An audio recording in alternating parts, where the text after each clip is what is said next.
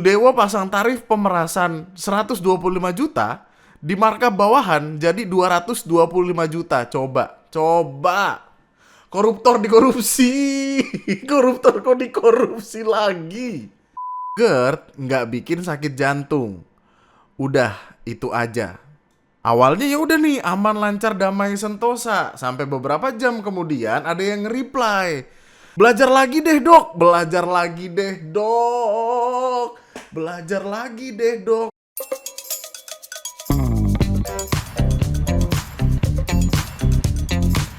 Halo orang, halo calon jenazah, selamat malam, selamat datang kembali di Gadis BBS. Ketika dunia sedang baik-baik saja padahal tidak. Mari kita akan mulai semuanya dengan Twitter. Karena apa? Karena Twitter sudah menjadi tempat yang penuh dengan anomali, bro.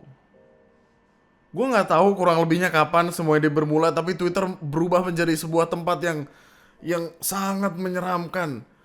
Gue rasa sih ketika dibeli sama Elon Musk ya dan berubah jadi X dan apa segala macem, men. Tempat ini pernah menjadi tempat gue mencari hal-hal kocak dan lucu dan menggemaskan gitu, kayak ini berkunjung ke rumah Nyi Roro Kidul The Beach, yo. Nyi Roro Kidul The Beach, yo.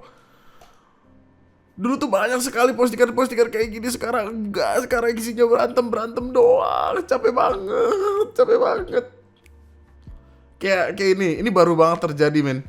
Jadi ceritanya ada orang minta tolong ke orang lain karena orang lain ini adalah HRD di sebuah perusahaan. Gua nggak tahu dia buka jasa review CV atau gimana, tapi ada orang hadir dengan, "Halo Kak, aku tertarik banget buat konsul terkait CV. 1 tahun ini aku nggak pernah stop apply di website Astra Karir, tapi belum pernah ada kepanggil, izin di DM Kak." Terus tiba-tiba dia reply dengan, "Enak aja lu follow kagak minta DM, lu siapa?" Nah lu. Terus karena perkara ini dia diomelin sama orang satu Twitter. And then ada yang ngebawa tweet-tweet lamanya dia, kayak, "Open slot CV-nya bayar Kak, emang siapa mau capek-capek ngerjain tapi gratis? 1, gue gak butuh lu follow soalnya emang lu siapa? 2, amal gue udah banyak, ngapain bantu gratis?" Gue yakin lo gak sepinter gue, ilmu lo gak banyak kayak gue. Ya Allah. Enggak, ada yang bilang kalau dia emang personanya tuh galak gitu, tapi orang tuh marahnya karena kayak ini ada orang dengan tata bahasa yang sesopan itu, tapi lupakan men. Ini hanya keributan lainnya di Twitter yang mana percaya gue, lu menjumpai ini setiap hari banget.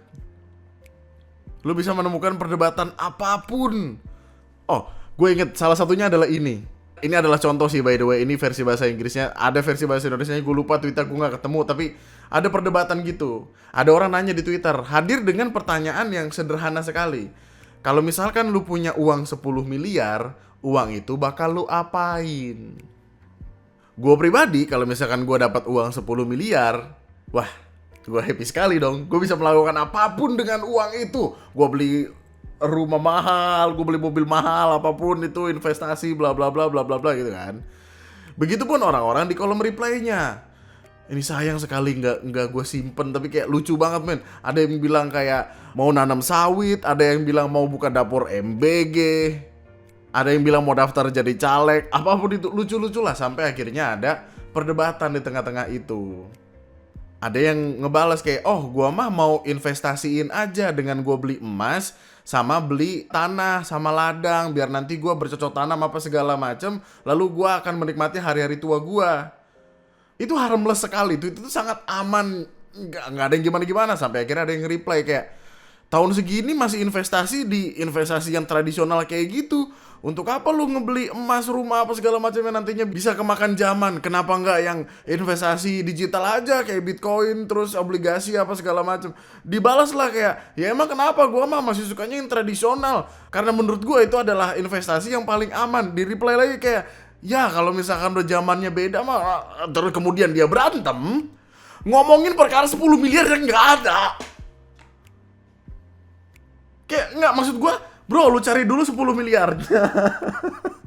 Lu cari dulu duitnya, lu cari dulu 10 miliarnya, baru setelah itu kalau dapat, nah lu debat lagi, nggak apa-apa. Ya sekarang cari dulu duitnya aja gitu, jangan berantem mulu. Capek banget dah. Tapi meskipun demikian, Twitter masih hadir dengan sarana informasi yang cukup up to date. Maksudnya perkara bencana kayak gempa, banjir, longsor gampang banget ketemunya di Twitter. BMKG aktif banget di Twitter. Dan update-update tentang perkara berita-berita kocak. Sudewo pasang tarif pemerasan 125 juta di markup bawahan jadi 225 juta. Coba. Koruptor dikorupsi. Koruptor kok dikorupsi lagi. Bro, kepake nggak kepala lu? Nih negara kita sebegitu penuhnya sama koruptor-koruptor, sampai koruptor aja dikorupsi. Maksud gua. Jadi bupati-pati kita udah sempat ngebahas. Nah, kita udah sempat ngebahas ini sebenarnya, tapi ini update yang sangat gue tidak nyana-nyana, tidak gue duga-duga karena lucu banget, anjir aja lucu banget. Bupati Pati Sudewo ditetapkan sebagai tersangka oleh KPK dalam kasus pemerasan pengisian jabatan calon perangkat desa atau Caperdes. Jadi bupatinya bilang kayak, lu kalau mau jadi perangkat desa, lu bayar ya ke gua per kepala 125 juta. Nah, si bupati ini punya tangan kanan, tangan kiri, orang-orang yang dipercaya sama dia. Orang-orang terpercayanya dia ini ngomong ke calon perangkat desa kayak, 225. Kelakuannya kayak bocah sekolahan korup, tau gak sih? Bocah sekolahan yang LKS tuh harganya 100.000 tapi minta kemahnya 200.000. Itu sama banget. Gue curiga emang cikal bakalnya dari situ dah. Maksudnya tiba-tiba naik 100 juta gitu, suka-sukanya mereka aja. 4 orang telah ditetapkan sebagai tersangka dalam kasus ini. Jadi Sudewo sebagai bupatinya, terus 3 nama lainnya yang markup itu. Yang mana ini membuka tabir kehidupan baru ya. Maksudnya ada orang-orang yang pengen jadi perangkat desa, segitu pengennya sampai keluar duit 200-an juta. Emang lu bisa jadi kaya banget apa gimana? Maksudnya lu ngeluarin duit kayak gitu men, sebanyak itu, lu berharap return seperti apa?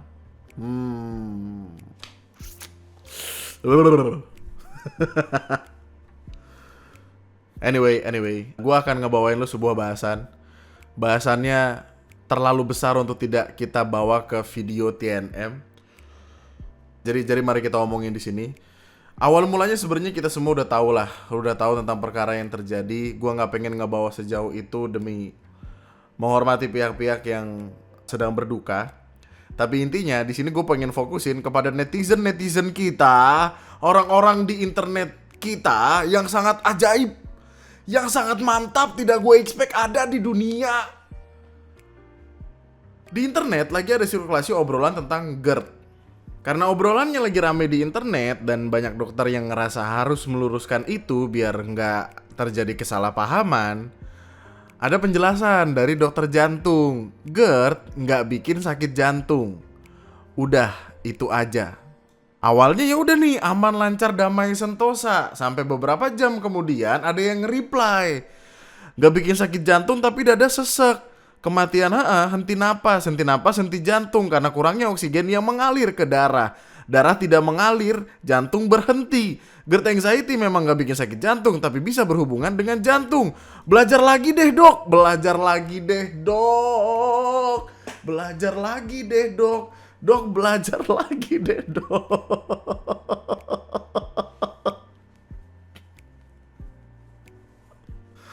Ada orang di luar sana yang tidak belajar kedokteran menyuruh dokter untuk belajar lagi. Ini menggambarkan banget nih. Belajar lagi dok. Dokternya sudah sekolah 6 tahun plus praktek ratusan kali. Ya, Kowalski. Kaget. Speechless gitu kayak. Gila.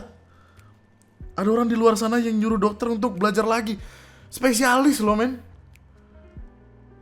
Prakteknya udah berkali-kali, udah di mana-mana.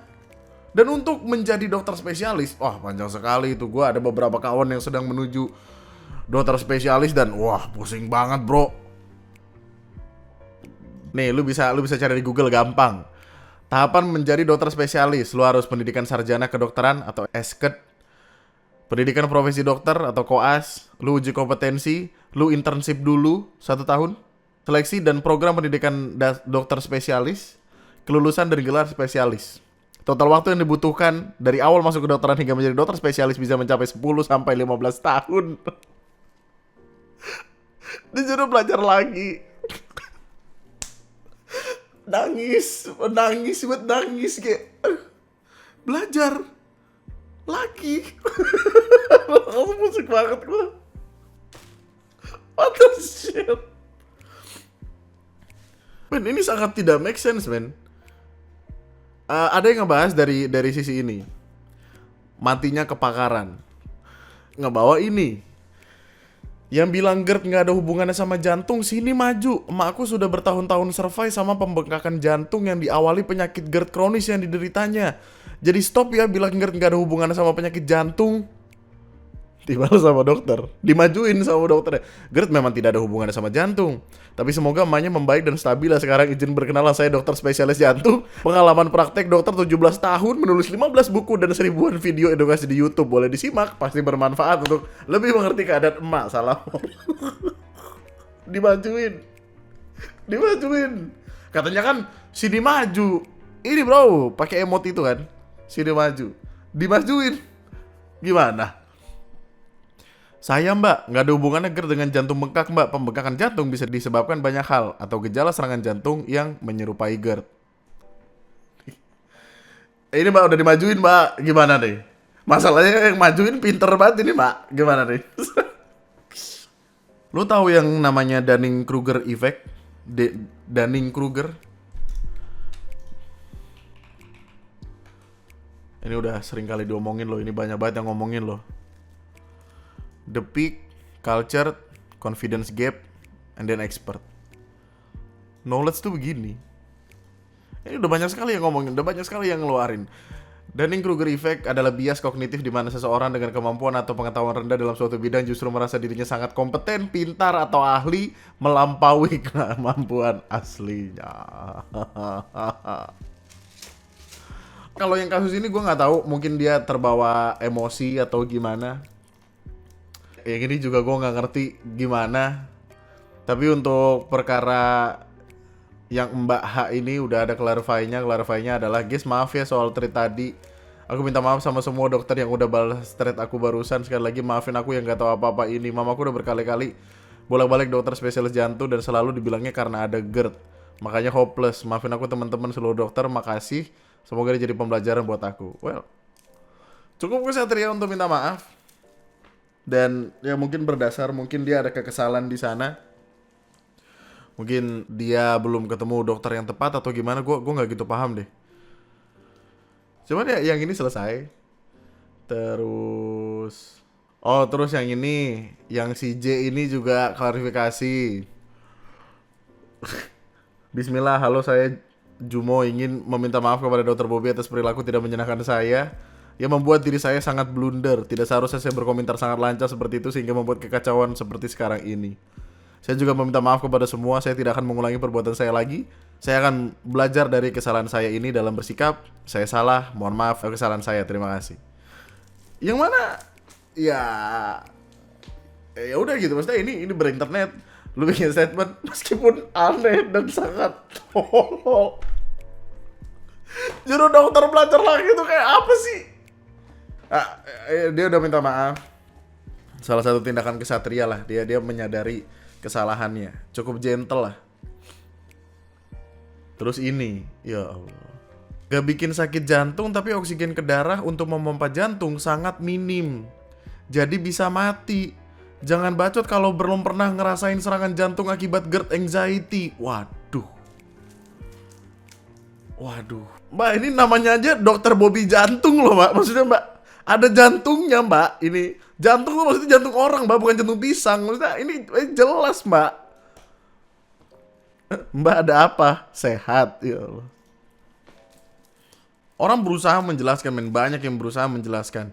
Mbak, saya juga penyintas anxiety, tapi nggak ada, Mbak, yang namanya serangan jantung akibat anxiety. Memang pas anxiety kambuh itu rasanya napas cepat, jantung berdebar, tapi itu bukan serangan jantung, tapi reaksi fisik yang disebabkan oleh kondisi psikologis. Namanya gejala psikosomatis. Sekarang gue jadi bingung mau dengerin yang mana. Orang pada lu gila ya. Wah, Monica lebay kayak udah pernah serangan jantung aja. Waduh. Gua nggak gitu ngerti sebenarnya GERD anxiety itu apa. Tapi gue cari di Google sih sederhananya ya, AI ngasih tahu kalau GERD anxiety adalah kondisi di mana penyakit asam lambung dan gangguan kecemasan anxiety saling berkaitan dan memperburuk satu sama lain. Gejala fisik GERD seperti sensasi terbakar di dada dapat memicu kepanikan atau cemas, sementara kecemasan berlebih dapat meningkatkan asam lambung, menciptakan siklus penyakit yang memicu stres. Gua nggak tahu tuh GERD anxiety bisa menyebabkan penyakit jantung atau enggak. Oh iya, kecemasan atau anxiety kronis dapat meningkatkan risiko penyakit jantung, termasuk penyakit jantung koroner dan serangan jantung. Oh, mungkin dokter bisa kasih tahu saya di sini. Saya tidak tahu, saya tidak mengerti. Berarti solusinya ke psikolog dong. Gue pernah ke klinik. Di klinik kan diinfus apa segala macam, sambil diinfus diajak ngobrol biar kagak sakit kayaknya, tapi sakit mas sakit aja. Waktu diajak ngobrol kayak, masnya stres atau gimana? Nggak tahu ya mbak, kayaknya sih di rumah lagi ada masalah apa? Enggak, bukan. Kita nggak lagi buka sesi, enggak.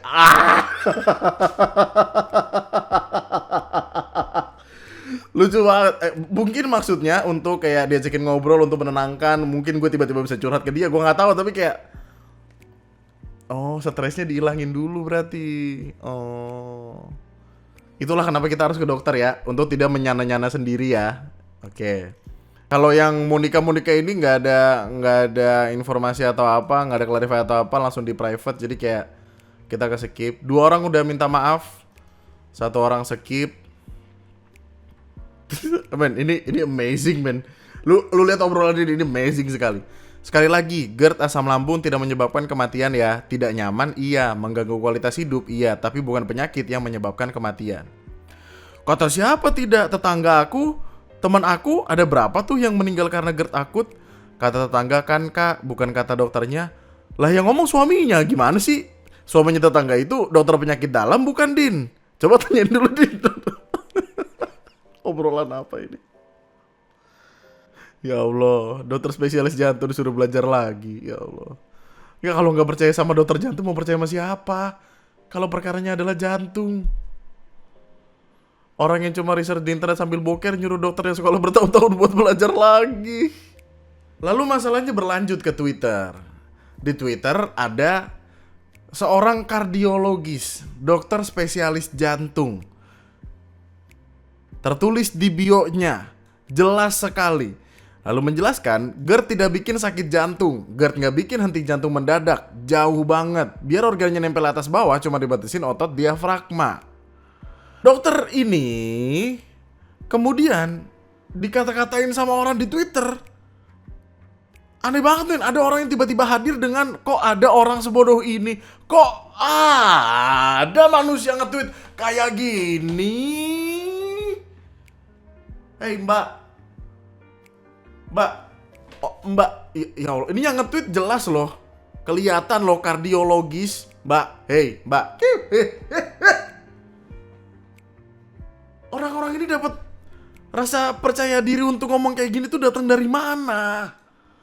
Langsung dibalas kayak, wah terima kasih orang-orang baik yang udah transfer pahalanya ke saya karena dikata-katain kan. Saya nggak pakai jurnal atau buku deh, pakai AI kebanggaan kita semua, ChatGPT ya. Harus dibedakan dengan betul serangan atau yang sensasinya kayak serangan jantung. Semoga bermanfaat. Lalu dijelaskan di sini. Short answer, no. GERD doesn't cause a heart attack. But here's the important, dijelaskan. Ini ya Allah, Tuhan paringono sabar, kuat selamat langgeng sentoso, sekaring bawono langgeng jagat wasi saning Baktoro. Semoga tenang mbak ini ya. Balik ke Twitter diomelin mbak, bener dah mbak. Ya Allah. Oh, dokter Tita sampai marah-marah. Kawan, ini saya lagi disetirin Pak Denny ya, jadi bisa edukasi. Saya terpaksa banget buat video agak ngegas kayak gini gara-gara apa? Gara-gara nih sejawat saya, senior saya, dosen saya di bidang perjantungan digoblok-gobloknya wong sing radong, bajingan. Jadi asal kalian tahu yang namanya GERD lambung ya, itu jauh banget hubungannya kalau bisa menyebabkan serangan jantung. Ya, yang bisa menyebabkan kematian dadakan itu benar-benar adalah terkait jantung, biasanya dan terkait otak. Jantung ya sudden death, ya sudden death kayak serangan jantung dadaan, nggak bisa nyilang balik. Nah, yang biasa terjadi tapi nggak ada gejalanya tuh gangguan irama jantung, Mas. Gangguan irama jantung itu ada subspesialisasi sendiri. Gejalanya berdebar-debar nggak jelas. Ternyata ada gangguan irama jantung, nah, akhirnya berlanjut jadi serangan jantung, gitu loh. GERD itu penyakit asam lambung naik, Mas. Itu nama awamnya. Asam lambung naik, baru kui jebol ngono iso kena jantung, esofagusmu. Lah esofagusmu bolong wis piye carane to wis remuk kabeh ngene, jauh hubungannya. Lah terus kok bisa berdebar-debar ketika GERD? Ya karena nyeri, tapi tidak langsung berhubungan berdebar-debar karena GERD dan berdebar-debar karena gangguan irama jantungnya beda, Mas. Mbak. Kowe ini ra belajar ilmu kedokteran rasa keminter, apa neng goblok-gobloke dosen-dosen senior-senior sejawatku sing pinter-pinter lho. Toro tambah goblok kowe neng goblok-gobloke dokter sing pinter lho. Tinggal kamu baca itu kan kamu akan mendapatkan ilmunya lho, pekok tenan sotoy. Dunning-Kruger syndrome, lagi maca artikel wis iso ngrasa luwih pinter saka dokter blok.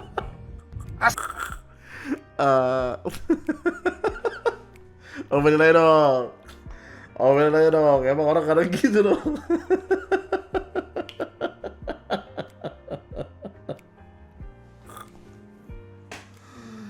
Aduh.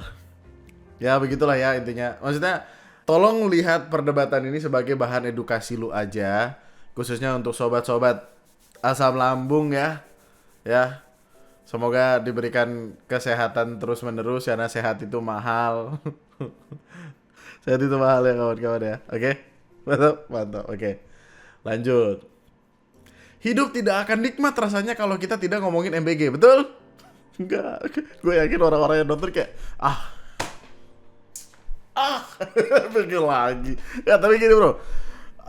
Ini tolong fokuskannya jangan MBG-nya, fokusnya ke marah-marahnya aja ya. Karena ada beberapa hal yang emang terlalu pengen bikin marah-marah. Ada salah satu penonton gua, kawan nih, nonton live gua mulu, ngirimin foto ini. Di sekolahnya ada beginian, kacang ijo katanya.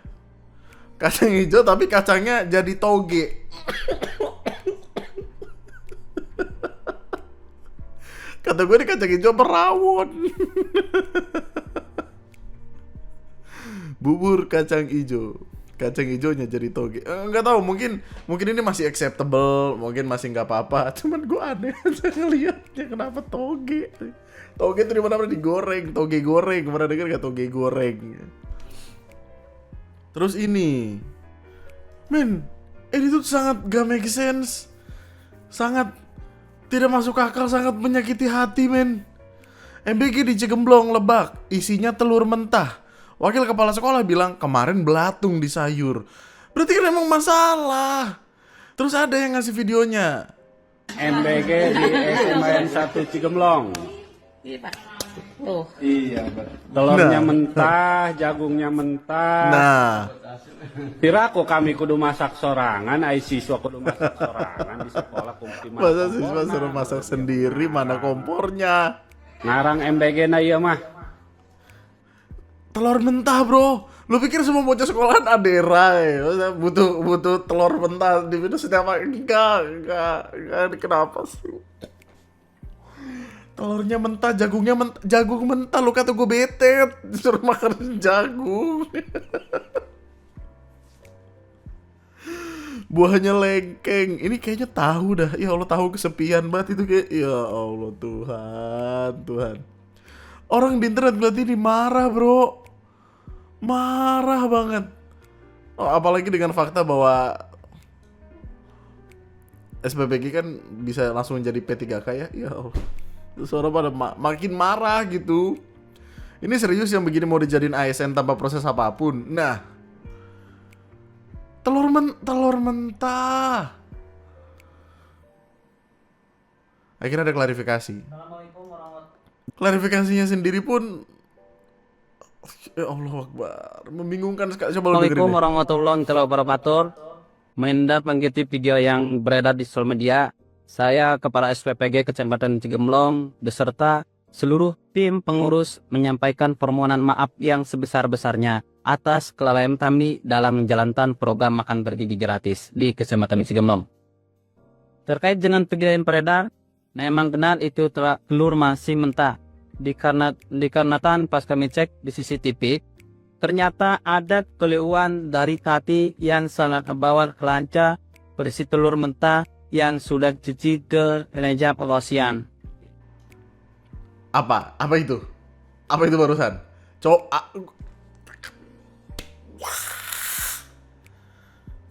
Gue udah nonton ini berkali-kali, semoga benar. Jadi intinya telurnya tertukar. Jadi kayak ada telur yang mentah, ada telur yang mateng, yang dibawa ke meja apa tadi dia bilang pengoperasian atau meja ketika untuk packing, salah ngebawa. Yang ngebawa telur yang mentah. Jadilah dikasih ke anak-anak. Penyang telur mentah tersebut memiliki warna yang sama dengan keranjang yang sudah matang. Keranjangnya warnanya sama, jadi nggak bisa bedain mereka. Jadi ada kesalahan. Intinya kesalahannya di SPPG-nya lah. Akhirnya 15 kg telur mentah yang terbawa ke meja pemoresian kemudian didistribusikan ke penerima manfaat. 15 kilogram. 5 telur tuh sekilo isi berapa sih sekarang? Tergantung ukuran sih. Telur sekilo isi berapa? 15 sampai 23 butir. Kalau 15 kilo tuh wah ratusan tuh. Sekali lagi kami mohon maaf yang sebesar-besarnya kepada sekolah dan penerima manfaat atas kehilapan dan kelalaian dari kami. Selanjutnya kami akan melakukan evaluasi, memperbaiki pelayanan agar program makan. Ya itulah template lah. Akan evaluasi, akan memperbaiki apa segala macam. Ya, yang jadi pertanyaan gue gini. Wakil kepala sekolah kan sempat ada ngomong kan sebelumnya tuh, nih kemarin ada belatung di sayur. Begitupun di sini juga dijelaskan. Pertama, ditemukan belatung pada sayuran. Kedua, buah melon yang dibagikan sudah berlendir. Ketiga, telur mentah. Ini sudah berulang. Evaluasi gimana sih? 15 kilo telur mentah semua. Ya. Ini bukan unsur kesengajaan melainkan kelalaian dalam proses kerja. Ya Allah. Ini kalau perusahaan beneran, kalau misalkan dapur tempat makan beneran sih udah dikomplain banyak orang ya. Dan ini hanya menjelaskan perkara telurnya loh. Jagungnya nggak dijelasin. Kan jagungnya mentah juga. Ini kalimat dari gurunya, jagungnya mentah. Gua nggak tahu ada masalah apa, tapi gua sih bisa ngelihat ya jagung mana yang udah mateng sama masih mentah. Bro, halo, gimana sih ini? Ugal-ugalan aja nih kayaknya makin gue lihat-lihat. Terus, ya Allah, perkara MBG lagi, satu lagi. Ini bener, swear satu lagi. Ada sebuah permasalahan yang sungguh sangat amat aneh karena ini adalah kepala dapur SPPG tapi kelakuannya seperti yang punya dunia, bro. Kesel banget orang-orang ngelihatnya. Semua itu bermula dari adanya dugaan diskriminasi terhadap siswa. Awal mulanya ada seorang ibu ngevideoin MBG anaknya. MBG-nya tuh enggak layak atau apa. Gua masih mencari video originalnya karena sampai sekarang video originalnya belum ketemu. Gua nggak tahu udah di take down atau gimana, tapi ada seorang ibu yang intinya mengkritik MBG yang diterima oleh anaknya. Video kritikan tersebut kemudian sampai ke kepala MBG-nya, which is ibu ini. Ibu ini kemudian marah sepertinya lalu memberikan sanksi kepada anak dari ibu yang komplain tadi. Sanksinya adalah nggak dapat MBG, yang mana dia adalah satu-satunya murid yang nggak dapat MBG di sekolah itu. Sebetulnya anak itu dapat tiap hari. Saya punya bukti-buktinya. Jadi ada anak-anak yang memang tidak masuk, itu diberikan ke yang bersangkutan begitu. Nah, terus terkait anak ini sebetulnya saya hanya memberikan sanksi itu 1 periode, Pak. Jadi anggaran itu memang saya tidak ajukan hanya 1 minggu saja gitu. Jadi bukan saya Hitung kapan 1 minggu itu sanksi? 1 minggu tuh sampai hari Jumat besok aja, Pak. Sampai besok aja yang nggak diberikan ya? Iya, dari hari Senin sampai hari Jumat aja. Itu alasannya kenapa sih Pak diputus itu? Jadi gini Pak, kan kalau misalnya di postingan itu berupa saran, kritik, masukan, kami terima. Tapi kalau postingan itu berupa fitnah atau berupa ujaran kebencian atau hal-hal yang merusak nama baik kita, sementara kami tidak melakukan itu, menurut saya kami harus melakukan pembelaan. Anaknya kan nggak tahu apa-apa. Kenapa? Aduh, gue makin penasaran sama video originalnya, tapi nggak ketemu men di mana-mana. Gimana ya ini ya? Perkara sanksi-sanksi ini aneh sekali. Kenapa dia memberikan sanksi? Kenapa anaknya yang harus jadi korban bukannya pihak BGN menuntut ibunya? Begini Pak, karena kalau misalnya kan penerima manfaat kan anaknya. Waktu itu saya datang ke rumahnya gitu. Saya bilang, ibu maunya apa? Ibu menghina BGN, ibu menjelek-jelekan BGN, tapi ibu masih makan BGN. Saya bilang gitu, anak-anak ibu kan masih nerima BGN.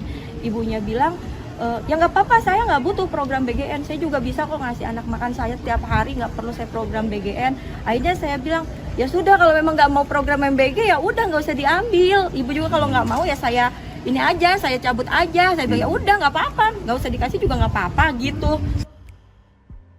Oh, SPPG itu punya hak untuk mencabut seperti itu. Loh. Emang boleh kayak gitu? Well, gue sempat menanyakan ini di live streaming gue dan kata live chat sih nggak boleh ya.